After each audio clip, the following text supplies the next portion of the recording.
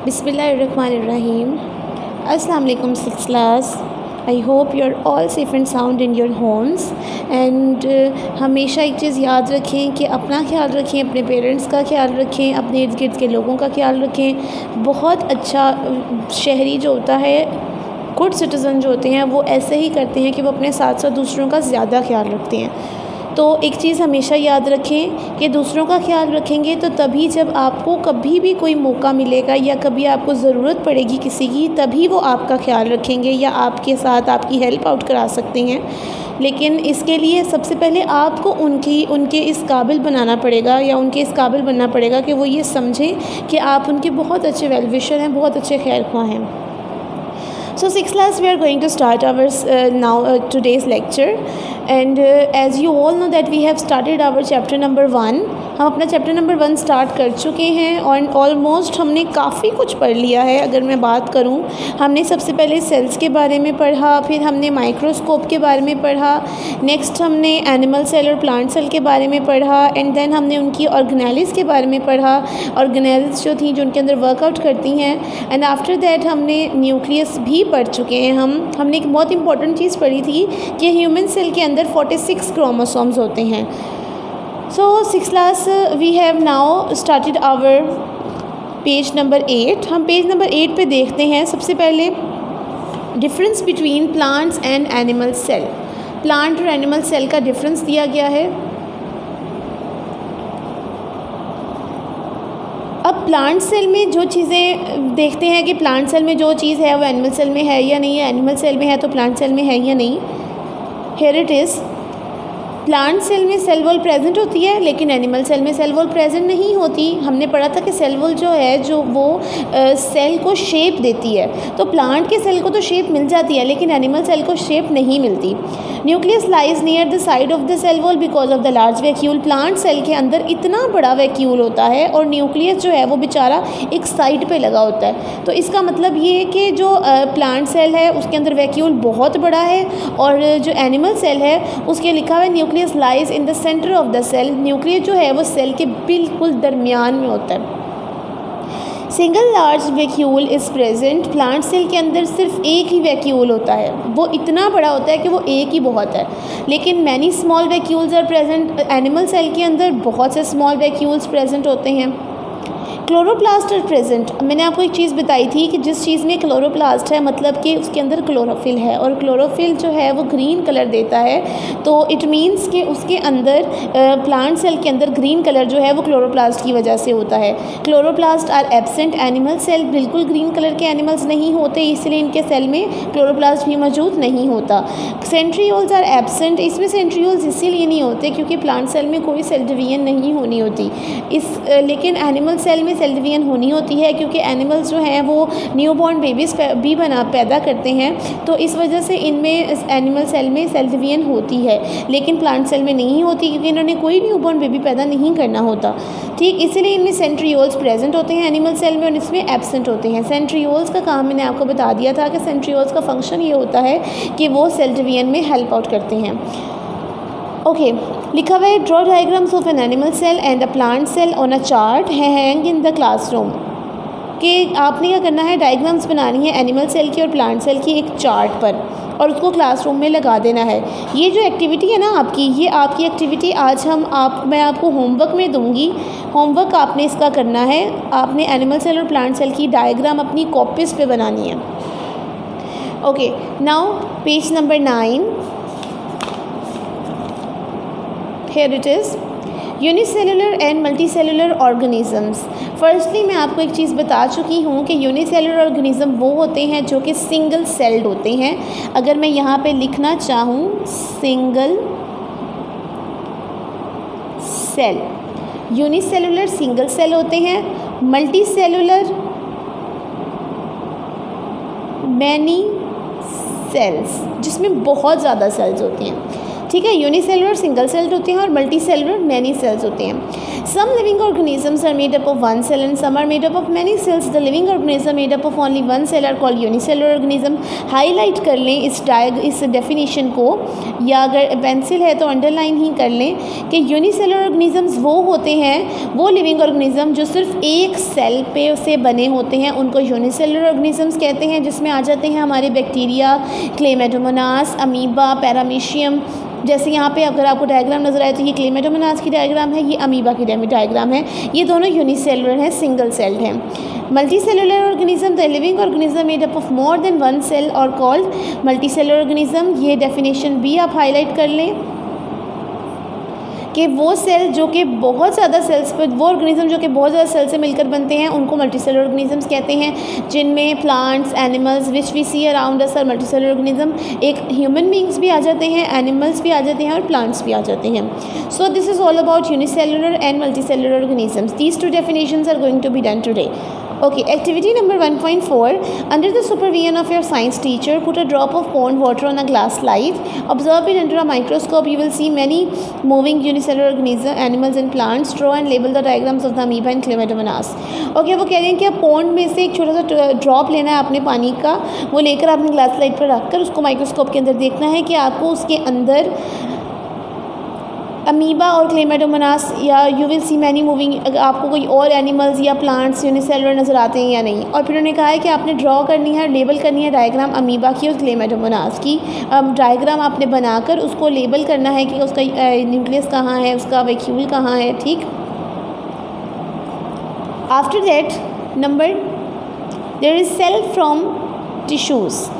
Sales form tissues. अब देखें, basically cell की बात तो हमने कर ली, अब सेल जो हैं वो मिलकर बनाते हैं tissues. In multicellular organisms cell work in groups. A group of cell performing same function is called tissues. देखिए यहाँ पे बात की उन्होंने मल्टीसेलुलर ऑर्गेनिज्म की, ज़्यादा सेल मिलकर टिश्यूज़ बनाते हैं। तो यूनिसेलुलर में तो ये काम हो ही नहीं सकता, क्योंकि यूनिसेलुलर में तो होता ही सिंगल सेल है, लेकिन अब यूनिसेलुलर में सिंगल सेल है तो ज़्यादा सेल कहाँ से आएंगे वहाँ पर, इसीलिए ये काम होता ही टिश्यूज़ बनते ही मल्टीसेलुलर में है। इट मीन्स कि टिश्यू बनते ही ह्यूमन बींग्स में है, एनिमल्स में है और प्लांट्स में है। तो अब जो बात की उन्होंने वो है कि सेल्स वर्क इन ग्रुप्स, कि सेल जो है वो ग्रुप में काम करते हैं मल्टीसेलुलर ऑर्गेनिजम्स में। A group of cells performing same function is called tissues. Highlight कर लें इस डेफिनेशन को कि एक ऐसा ग्रुप सेल्स का जो कि सेम फंक्शन परफॉर्म करता है उसको हम टिश्यूज़ कहते हैं। Plant and animals have different tissues in their bodies. Obvious सी बात है, प्लांट्स पौधे हैं, एनिमल्स जानवर हैं। प्लांट्स मूव आउट नहीं कर सकते, एनिमल्स मूव कर सकते हैं। इनकी हर चीज़ डिफरेंट होती है। एनिमल्स की टांगें होती हैं, प्लांट्स की टांगें नहीं होती, तो इनके ऑब्वियसली टिश्यूज़ भी डिफरेंट होंगे। डिफरेंट टिश्यूज़ हैं इनकी बॉडीज़ में। सबसे पहले हमने ना प्लांट टिश्यूज़ की बात करनी है कि प्लांट्स में कौन कौन से टिश्यूज़ हैं। Epidermal tissues. Epidermal tissues covers the root, stem and leaves of the plant. अब जो एपिडर्मल टिश्यूज़ होते हैं ना, वो प्लांट के सबसे ऊपर मौजूद होते हैं, वो कवर करते हैं रूट्स को, स्टेम को और लीव्स को। एक और बात होती है, जो एपिडर्मल टिश्यूज़ होते हैं ना, वो बेसिकली थोड़े से शाइनी भी होते हैं, उनकी ना मतलब सबसे ऊपर होते हैं ना, तो प्लांट को अक्सर आपने पत्ता पकड़ के देखा होगा तो ऊपर से पत्ता थोड़ा सा चमक रहा होता है, तो वो चमकीलापन एपिडर्मल टिश्यूज़ की वजह से होता है, क्योंकि वो कवर आउट कर रहे होती हैं रूट्स को भी, स्टेम्स को भी और लीव्स को भी प्लांट के। Xylem tissues most important tissues होते हैं। Xylem tissues conducts water and dissolve salts from the roots to the leaves. अब जाइलम क्या करते हैं कि ज़मीन के अंदर जितना भी पानी होता है ना, उसको सक करके, मतलब उसको इकट्ठा करके पूरे पौधे के अंदर पहुंचा रहे होते हैं रूट्स के थ्रू। पहले पानी जो है वो रूट्स सक कर लेती हैं, रूट्स पानी को एब्जॉर्ब कर लेती हैं अपने अंदर, रूट्स को और पानी को और सॉल्ट को रूट्स एब्जॉर्ब करके फिर उनको ऊपर स्टेम के साथ साथ सारे लीव्स के पास भी पहुंचा देती हैं। यहाँ पे हम एक और चीज़ यहाँ पे आप लोग लिख सकते हैं, ट्रांसपोर्ट ऑफ वाटर, कि जो जाइलम टिश्यूज़ हैं वो क्या करते हैं, वाटर की ट्रांसपोर्ट करते हैं। देखिए जाइलम टिश्यूज़ बहुत इंपॉर्टेंट हैं और ये हमेशा आगे भी अगली क्लासेस में भी आपकी जान नहीं छोड़ेंगे, ये आगे तक आपके साथ चले जाएंगे। तो आपको इनके बारे में पता होना चाहिए कि जाइलम टिश्यूज़ जो हैं वो किसकी ट्रांसपोर्ट करते हैं, वाटर की। Next is phloem tissues. जैसे जाइलम है वाटर की ट्रांसपोर्ट करते हैं, इसी तरह फ्लोएम है ये फूड की ट्रांसपोर्ट करते हैं। यहाँ पे आप लिख सकते हैं ट्रांसपोर्ट ऑफ फूड। अब ये खाना पहुंचाते हैं। Phloem tissues carries prepared food from the leaves to the other parts of the plant. अब खाना रूट्स के अंदर से तो उनको मिल नहीं सकता, तो अब खाना आपको पता है कि जो प्लांट्स का खाना होता है वो बेसिकली सनलाइट जब प्लांट्स पर आती है तो वहाँ पे वो अपना फूड तैयार करते हैं। तो वो फूड जो है वो फिर लीव्स, सबसे पहले जो सनलाइट है ना वो किस पे पड़ती है? लीव्स पर। लीव्स ही नज़र आ रहे होते हैं सूरज को, तो वहाँ पर ही हमारा खाना बनेगा। हम एक और बात हमेशा मैं आपको बताती हूँ कि leaves are the food factories of plants. जो लीव है ना वो प्लांट की फूड फैक्ट्री उसको कहते हैं, क्योंकि खाना बनता ही लीव्स के अंदर है। जब खाना लीव्स में बन जाता है तो वो फिर पूरे प्लांट के पार्ट्स के पास चलना जाना शुरू कर देता है। Mesophyll tissues present in leaves make food for the plant. अब जो मेसोफिल टिश्यूज़ हैं वो लीव्स के अंदर मौजूद होते हैं और वो फूड बनाने में प्लांट हेल्प आउट करते हैं कि make food for the plant, plant के लिए फूड प्रिपेयर करते हैं। मेसोफिल टिश्यूज़ जो हैं वो क्या करते हैं? Prepare food.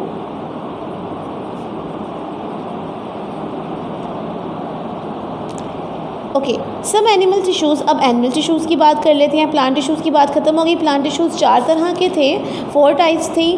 उसमें सबसे पहले था एपिडर्मल टिश्यू, जो कि एपिडर्मिस मतलब कवर करता है रूट, स्टेम और लीव्स को। फिर हमने पढ़ा जाइलम टिश्यूज़, जो कि ट्रांसपोर्ट करता है वाटर की और डिज़ोल्व सॉल्ट्स की रूट से और पूरे प्लांट तक। उसके बाद हमने पढ़ा फ्लोएम टिश्यूज़, जो कि ट्रांसपोर्ट करता है फूड की, प्रिपेयर्ड फूड की। और उसके बाद हमने पढ़ा मेसोफिल टिश्यूज़, जो कि प्रिपेयर करते हैं food. Some animal tissues, muscle tissues. अब एनिमल्स में कुछ टिश्यूज़ हैं जैसे कि पिछले तरह के तो नहीं आएंगे, क्योंकि एनिमल्स को कौन सा ज़मीन से पानी मिलना है, या फिर उनकी एनिमल्स की तो रूट्स भी नहीं होती जहाँ से उनको मिलना होता है, तो इनके टिश्यूज़ थोड़े डिफरेंट होंगे। Muscle tissues in an animals body, muscle cells from the muscle tissues to help in the movement. अब देखिए मसल्स, आपको भी पता है आपके भी मसल्स होते हैं। उन मसल्स को बेसिकली उसमें जो सेल्स मौजूद होते हैं ना उनको मसल टिश्यूज़ बनाते हैं वो सेल्स। अब वो मसल्स काम किस लिए करते हैं? मूवमेंट के लिए। आपकी बॉडी में जितने भी मसल्स हैं वो मूवमेंट के लिए काम आते हैं। जैसे अगर आप अपने हाथ की बात करें, अपने बाजू की बात करें, तो अपने बाजू के ऊपर वाले हिस्से में मसल्स होते हैं। अगर आपके वो मसल्स ही काम ना करें तो आपका बाजू हिल नहीं सकता, इवन कि आपका हाथ भी काम नहीं करेगा। तो मसल टिश्यूज़ मूवमेंट में हेल्प करते हैं, help in movement. Bone tissues, bone से वर्ड निकला है कि ये बोन्स बनाते हैं। Bone tissues is formed by the bone cell से बनते हैं। This strong and solid tissue gives shape and support to the body. ये क्या करते हैं कि ये टिश्यूज़ जो है वो बॉडी को शेप देते हैं और बॉडी को सपोर्ट करते हैं कि वो खड़े रहने में। मतलब अगर बोन टिश्यूज़ ना हो, ये बोन्स में ये टिश्यूज़ ना हो, तो आपकी बॉडी तो लिक्विड की तरह या जेली की तरह नीचे ज़मीन पर बैठ जाए। Blood tissues gives shape and support to the body, इसको हाईलाइट कर लें। Blood tissues, blood cells from the blood tissues, ठीक है। This tissue carries material from one part of the body to the other. अब जो blood tissues होते हैं वो मटेरियल्स कैरी करते हैं बॉडी के एक हिस्से से बॉडी के दूसरे हिस्से तक। तो ब्लड ऑब्वियसली आपको पता है कि एक हिस्से से दूसरे हिस्से तक ब्लड कैरी इसलिए करते हैं क्योंकि आपको पता है ब्लड जो है वो पूरी बॉडी में करता है, सर्कुलेट करता है, ऊपर से नीचे, नीचे से ऊपर, ब्लड सर्कुलेट करता रहता है, कभी भी नहीं रुकता। तो ये जो टिश्यूज़ हैं ये बेसिकली ब्लड सेल्स को एक्यूरेसी से काम करने में मदद देते हैं। Point to think, fat protects our heart and kidneys from injuries. अब जो फैट्स हैं वो कह रहे हैं कि वो आपके हार्ट को प्रोटेक्ट करते हैं, जो आपकी चर्बी होती है वो आपके हार्ट को प्रोटेक्ट करती है, हिफाजत करती है, और किडनीज जो है वो आपके इंजरीज़ नहीं होने देती। Is fat also a tissue? तो क्या फ़ैट एक टिश्यू है जी? ये सोचें। नेक्स्ट लेक्चर में आपसे मैं इसके बारे में बात करूंगी। पॉइंट टू थिंक के बारे में हम बात करेंगे। ये जो मैंने आपसे पूछा है ये आप आराम से सोचें, इर्द गिर्द से ज़रा दिमाग लड़ाएं ताकि आपको पता चले कि ये क्या चीज़ है। So now we are going to do our copy work. You have to open your copies that was given to you by national public school. Here it is. We have to do our work as we have started.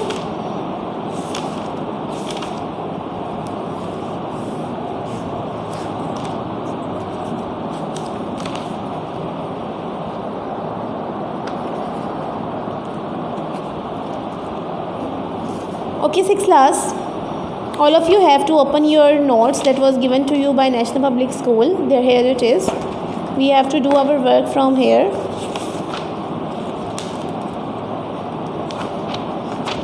Question number 1 चूँकि हम कर चुके हैं, that was describe parts and functions of the light microscope. मैं इनको देखने का तरीका भी आपको बता चुकी थी। आज हमने पढ़ना है describe a structure of plant cell.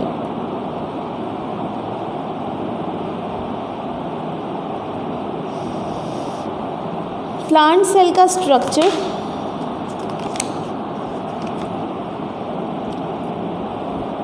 जो कि आप पढ़ चुके हैं, ये क्वेश्चन आज हमने करना है। Question number 2।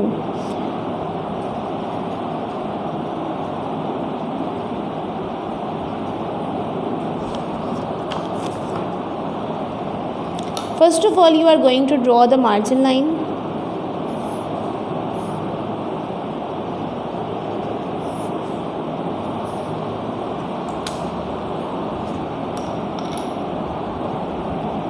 After that, we have to write the date, and today is June 26th, 2020. At the mid of your page, you have to write classwork, and at the right corner of the page, you are going to write the day, that is Friday, like this.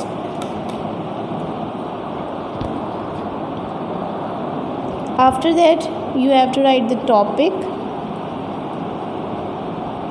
and our topic is question answers.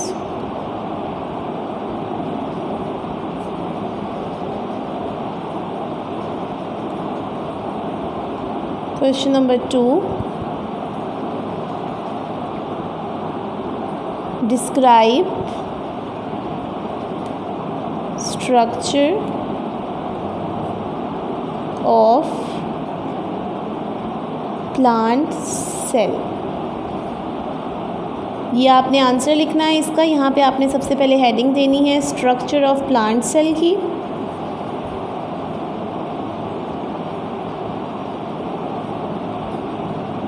And you have to write it from here. यहाँ से आपने देखकर ये question का answer लिख लेना है। Plant cell consist of the following parts: cytoplasm and cell wall and cell membrane. Cytoplasm that contain organelles like endoplasmic reticulum, vacuoles, mitochondria, chloroplasts and centrioles. Nucleus which controls all activity of the cell. ठीक, ये question छोटा सा question है, ये आपने आराम से लिख देना है। नेक्स्ट क्वेश्चन आपको मैं नेक्स्ट डे करवाऊँगी। अच्छा जी, अब आपने यहाँ पर डायग्राम बनानी है प्लांट सेल की।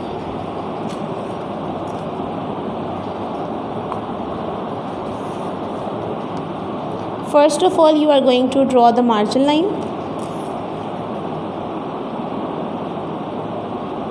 ठीक, and after that you have to draw here. मैं लिख देती हूँ, draw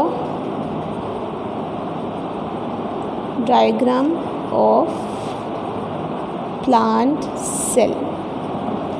Students, you have to draw the diagram of plant cell over here. And write the name of diagram, that is plant cell. आपने यहाँ पे नाम उसका लिख देना है सबसे नीचे, बहुत ही नीट एंड क्लीन राइटिंग में, plant cell. Understand? This is all. This is a very short work that I was given to you. You have to do this. After that, you are going to do third question, that is write a note on nucleus of cell. Cell के nucleus पे आपने note लिख लेना है। ये आपने यहाँ पे स्ट्रक्चर प्लांट का लिख कर, after that you have to write here question number 3, write a note on nucleus of cell. Cell के न्यूक्लियस पे नोट लिखना है, और ये नीचे जो आपका है उस पे आप लिख सकते हैं। यहाँ पे आपने हेडिंग दे देनी है न्यूक्लियस की, ठीक, और यहाँ पे आप न्यूक्लियस वाला क्वेश्चन लिख देंगे। सो this is all about today's lecture. I hope you have understand it all. उम्मीद करती हूँ कि आपको सब कुछ समझ आ चुका होगा. If you have any query about this, you have to call me on our school number. Here it is, you can see this, and also you can comment over the video को subscribe करना मत भूलिएगा. अगर आप video subscribe नहीं करेंगे तो बहुत सी ऐसी इन्फॉर्मेशन और नोटिफिकेशंस होती हैं जो आपसे स्किप हो जाएंगी, जो कि इम्पॉर्टेंट नोटिफिकेशंस होती हैं स्कूल की तरफ से, जो हम आपको ग्रुप्स में या मैसेजेस के थ्रू नहीं प्रोवाइड कर सकते. सो अपना बहुत ख्याल रखिएगा. और फर्स्ट टर्म में मैं आपको जो भी करवा रही हूँ दैट इज़ वेरी इंपॉर्टेंट, कि अगेन आपको नहीं करवाया जाएगा. और मुझे दुआ में याद रखिएगा. इंशाल्लाह ताला नेक्स्ट लेक्चर में आपसे मुलाकात होगी. अल्लाह हाफ़िज़.